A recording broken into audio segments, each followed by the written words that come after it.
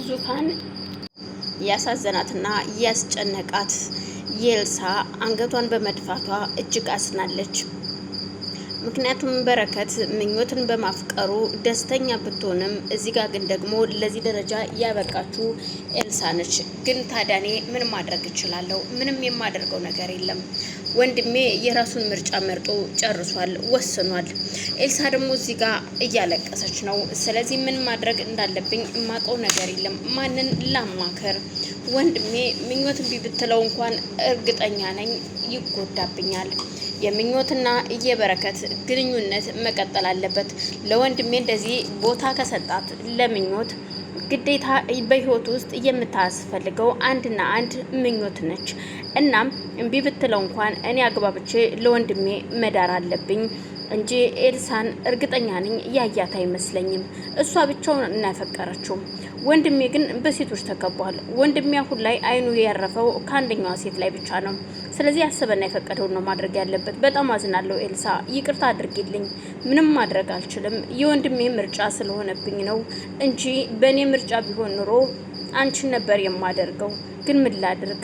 አሁን ላይ እናቴም ስትሰማ እጅግ በጣም ደስተኛ ነች። በጣም ደስ ብሏታል።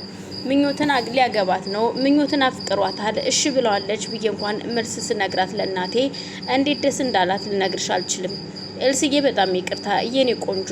በቃ ይዞሽ እኔ ምን አባቴ እንደማደርግ አላቅም።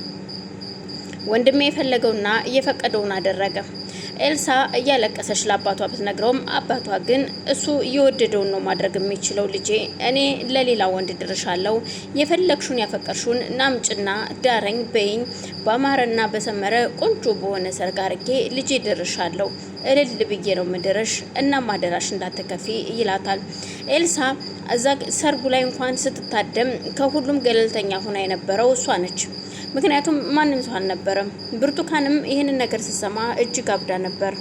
ባልሽ ሰራተኛውን አገባ የሚባለውን ዜና የነገረቻትም እህቷ ነበረች። እህትየዋ ቲቲም እሱን ለማግባት እህቷን አባራዛ ብትቀመጥም አልተሳካላትም። ቲቲ በድንጋጤና በንዴት መጠጥ ስትጠጣ ውላም አድራም ሰክራ ጋንጋን እየከሸተተች ነበር ወደ ሰርጉ የመጣችው። አንተን ልል ብዬ ከምድርህ እሷን ግንባሯን ብዬ ገድዬ በእስር ቤት ብገባ ይሻለኛል እያለች እየለፈለፈች ስትገባ ነበረ። ዙፋንም ነገሩ ስላላማራት ተቀባ አድርጋ ወደ መኝታ ቤት ወስዳ በር የቆለፈችባት።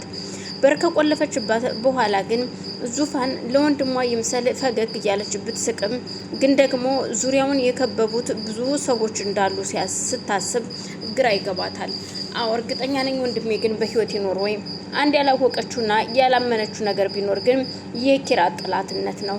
ኪራን እሷን ያፈቀራት መስሎ ወንድሟን ሊበቀልባት እንደመጣ ማንም ሰው ያወቀው የለም።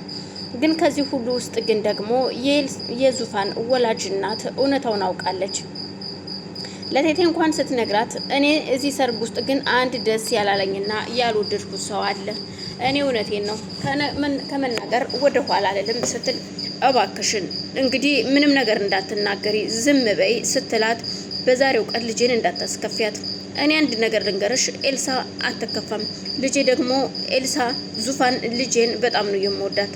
አይኔ ናት፣ እንደ አይኔ ብሌን ነው መሳሳላት። ስለዚህ ያልሆነ ቦታ ላይ ስትወድቅ ዝም ብዬ ማየት አልፈልግም። እንደውም ማን ነው ካልሽ እንደውም ልንገርሽ እንዴ ከብርቱካንም እርግጥ እዚህ ሰርግ ላይ አይታደሙም እንጂ ብርቱካንና ያቺ የተረገመች የብርቱካን እህት እነሱ እንዳሉ ሆነው ደግሞ ይሄ ኪራ የሚባል የዙፋን ፍቅረኛ የሆነውን እሱን ምንም ቀልብ ያልወደደውም። እንደውም ሙች ነው ምልሽ ቀልብ ያልወደደውም እሱን ሰውዬ ስትላት እንዴ ምን እያልሽ ነው አንቺ ሴትዮ? ምንድነው የምታወሪው? አዎ እውነቱን ንገሪኝ ካልሽኝ በቃ ቀልቤን አልወደደውም። እሱ ሰውዬ የሚያየው ሌላ ነገር ነው። የሆነ ነገር ያለው ይመስለኛል። እዚህ ሰርግ መታደሙ ብቻ አይደለም እዚህ ቤተሰብ ጋር የተቀላቀለው ለሆነ ነገር እንጂ እውነቴን ነው ለሰላም አይደለም ስትል እቴቴ በጣም ትናደድባትና አንቺ ግን ቆይ ምንድነው የምታስቢው?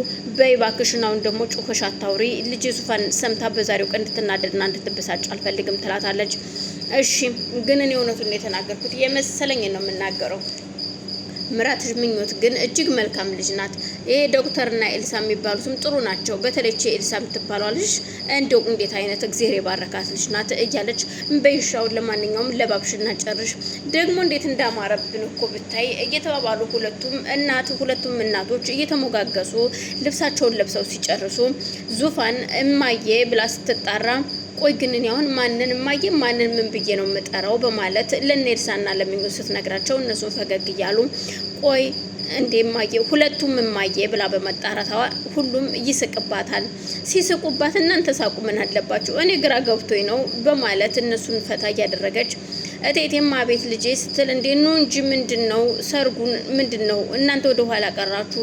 እነሱ እኮ አሁን እንግዶቹ እየመጡ ነው መዘገጃጀትና ኑና ወደዚህ አጀባጀብ እናድርጋት እንጂ ሙሽራዋን በማለት እሺ በቃ በማለት የዙፋን እናት ምኞት ጋር ሂዳ የኔ ልጅ እንዴት ታምሪያለሽ እንኳንም የልጅ ሚስት ሆንሽ በማለት ግንባሯን ስማት ካጠገቧ ተቆጭ ትላለች። ከዛም ሁሉም ሰብሰብ ብለው እሰይ እንዴት እንደሚያምር እያሉ ቁጭ እያሉ እስኪ ስንት ሰዓት ሆነ ልጄ ብላ ለዙፋንን ስጠይቃት ዙፋንም ሰዓቷን ለማየት ዘወር ስትል የሰው ድምጽ ትሰማለች። አረ መጡ መሰለኝ እማዬ በማለት ሁሉም ተነስተው አናስገባም ሰርገኛ የሚለውን ዘፈናቸውን እየዘፈኑ አጀባ አድርገዋት ይመጣሉ።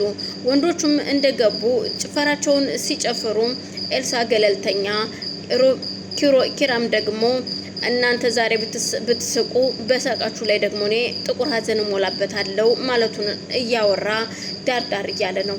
ሌሎቹ ግን ማንም ሰው ምንድነው ምን ሆነው ነው የሚል ነገር እያደረገው እያወራም ያየም የለም። ወደ ጭፈራው ነበርና ሁሉም ሰው ሁሉንም ነገር ረስቶታል። ሁሉም ሰላም ያለው ሰው ስለመሰላቸው ወደ ጭፈራቸው አድልተዋል። ኤልሳ እያለቀሰች ስለነበረ ምን ሆነሽ ነው ኤልስዬ እባክሽን አይክፋሽ በማለት ዙፋን ስታጽናናት አባቷም ወደ አንዱ ክፍል ይዟት ይሄድና የኔ ልጅ አሁን ደስተኛ ሆነሽ ስስቂ ነው ማየት እንፈልገው እንጂ ስታዝኝ ማየት አልፈልግም በማለት አጽናንቷት ይመልሳታል። ባይዋጥላትም እንኳን አብራቸው መጨፈር ትጀምራለች። ሁሉም እየጨፈሩ እየተጫወቱ ያለ በመሃል ፕሮግራሙን ማለቀና ወደ አዳራሽ ይሄዳሉ። ከአዳራሹ ጋር ነበረ ችግሩ የተፈጠረው። ከምትጠጣው መጠጥ ላይ የሆነ ነገር አድርገው እየሰጧት ይመስላል ለምኞት። ምኞትም ወደ ቤት ከተመለሰ ፕሮግራሙ ከተመለሱ በኋላ በረከት ሚስቱን ይዞ ወደ ክላሱ ከገባ ከደቂቃዎች በኋላ ዙፋንም ስትገባ ማንም ሰው የለም። ወይ ጉድ ማንም ሰው የለም እንዴ በማለት ብቻዋን ቁጭ ብላ ሶፋ ላይ ምክንያቱም ኪራ ሊያደርጋት የነበረውን ነገር እያሰበች ቁጭ ብላለች። በድንገት ወሬያቸውን እያወሩ እየተጨዋወቱ የነበሩት ባልና ሚስቶች ድንገት ሊስማት ሲል ልቤን ትለዋለች። እንዴ ምኞት ምን ሆነሽ ነው? አላቅም ልቤን በማለት አይኗን ትጨፍንበታለች። ግራ ተጋብቶ ምንድነው የሆንሽው በማለት ቢጠራትም ልቤን እያለች ደጋግማ የልቧን እየጠራች ትነግረዋለች።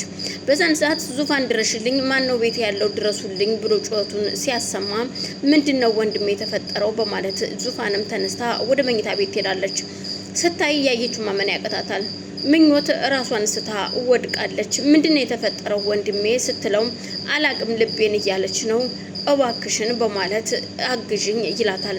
ዙፋንም ወንድሜ አይዞህ ምንም አትሆንም በማለት በቃ ይዘናት አሁን ወደ ሆስፒታል እንሄድ በማለት ሁለቱም ከነቬሎዋ ተሸክሟት ወደ ሆስፒታል ያደርጋሉ ጉዟቸውን ወደ ሆስፒታል ያደረጉት የድንገት የምኞት መታመም ነው። ምንድነው የገጠማት? በድንገት ልብ